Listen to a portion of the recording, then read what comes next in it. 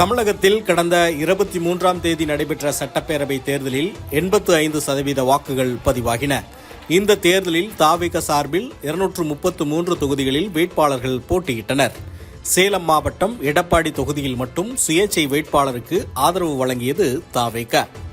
தேர்தலை முன்னிட்டு மாநிலத்தின் பல்வேறு நகரங்களில் விஜய் பரப்புரை மேற்கொண்டார். வரும் மே 4ஆம் தேதி வாக்கு எண்ணிக்கை நடைபெறும் நிலையில் விஜய் திருச்செந்தூர் முருகன் கோவிலில் சாமி தரிசனம் செய்துள்ளார். இதற்காக சென்னையில் இருந்து தனி விமானம் மூலம் மதுரைக்கு வந்த அவர் அங்கிருந்து காரில் திருச்செந்தூர் சென்றார். அங்கு கடற்கரையில் கால்களை நனைத்தார். பின்னர் கோயிலுக்குள் சென்று மூலவரான சுப்பிரமணிய சுவாமியை தரிசனம் செய்தார். தொடர்ந்து அவருக்கு பூரண கும்ப மரியாதை செய்யப்பட்டது. அவருடன் தவிக பொதுச் செயலாளர் ஆனந்த், கட்சி தொண்டர்களும் பங்கேற்றனர். அப்போது அவருக்கு வெற்றிவேல் நினைவு பரிசாக வழங்கப்பட்டது.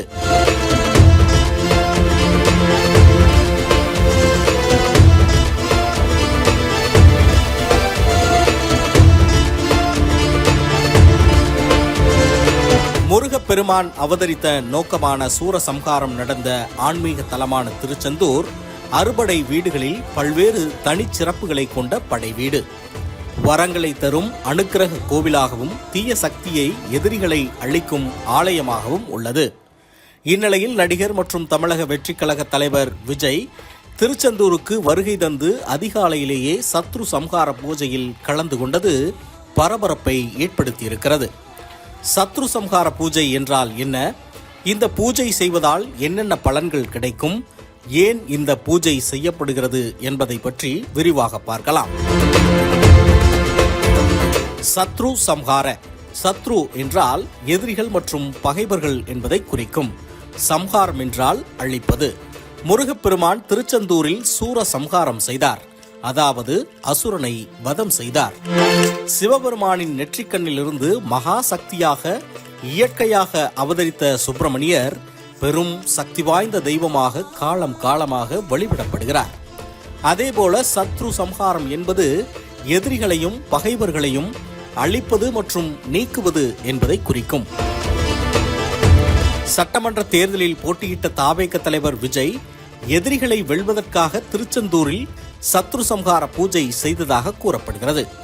சத்ரு சம்ஹார பூஜை என்பது நம்மை சுற்றியிருக்கும் தீய சக்திகளை, எதிர்மறை ஆற்றல்களை விளக்குவதற்கு, போட்டியிலுள்ள எதிரிகள் மற்றும் சூழ்ச்சியாளர்களை வெல்வதற்கு, அரசியல் ரீதியாக எதிரிகளை வெல்வதற்கு செய்யப்படும் மிகவும் சக்தி வாய்ந்த வழிபாடாகும். குறிப்பாக பெரிய தொழிலதிபர்கள், செல்வாக்கு மிக்கவர்கள் மற்றும் அரசியல் புள்ளிகள் ஆகியோர் இந்த பூஜையை சமீபமாக அதிகமாக செய்து வருகின்றனர். சத்ரு சம்ஹார பூஜையை செய்தால் கண்டிப்பாக எதிரிகள் வீழ்ச்சி அடைவார்கள் என்பது ஆழ்ந்த நம்பிக்கையாகும். அதிகாலையிலேயே பூஜைகளில் கலந்து கொண்ட நடிகர் விஜய் பூஜை முடிந்த பிறகு மூலவர் சந்நிதியில் மனமுருகி வேண்டிக் கொண்டார். மூலவர் சன்னதி மட்டுமல்லாமல் திருச்செந்தூர் ஆலயத்தில் இருக்கும் அனைத்து சன்னதிகளிலும் தரிசனம் செய்தார். முருகப்பெருமான் சூர சம்ஹாரம் மூர்த்தியாக அருள்பாலிப்பதால் இந்த பூஜை செய்வது வெற்றி வாய்ப்பை உறுதியளிக்கும், எதிரிகளை வெல்லும் ஆற்றலை தரும் என்ற நம்பிக்கையின் அடிப்படையில் விஜய் சத்ரு சம்ஹார பூஜை செய்திருப்பதாக தெரிகிறது. மேலும் தொழில் போட்டி மற்றும் தொழில் ரீதியாக எதிரிகளை வெல்வது ஆகியவற்றுக்கு இந்த யாகத்தை செய்து வெற்றி பெறுகிறார்கள் என்று பரவலாக கூறப்படுகிறது. தொழில் நஷ்டம், நாள்பட்ட கடன் சிக்கல் ஆகியவற்றுக்கும் தீர்வு கிடைக்கும் என்ற நம்பிக்கையும் உள்ளது.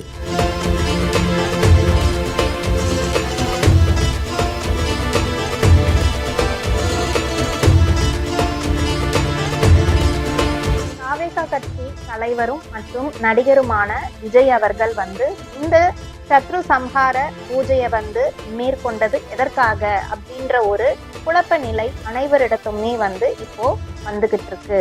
சரி, இந்த சத்ரு சம்ஹார பூஜையை பார்த்தீங்கன்னா விஜயானவர் முருகப்பெருமான தரிசிப்பதற்காக திருச்செந்தூர் போயிருக்கிறாரு.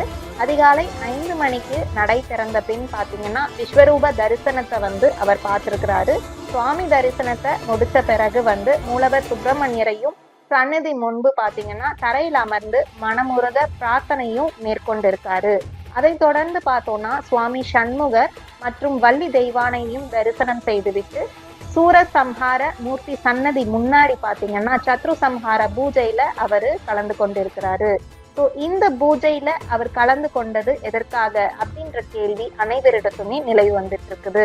எதிரிகளை வீழ்த்துவதற்காகவும், தீய சக்திகள்ல இருந்து தப்பிப்பதற்காகவும், மற்றும் வழக்கு தொல்லைகள்ல இருந்து வெளிவரத்துக்காகவும் இது ஒரு சக்தி வாய்ந்த பூஜை அப்படின்றது நமக்கு தெரிந்ததுதான்.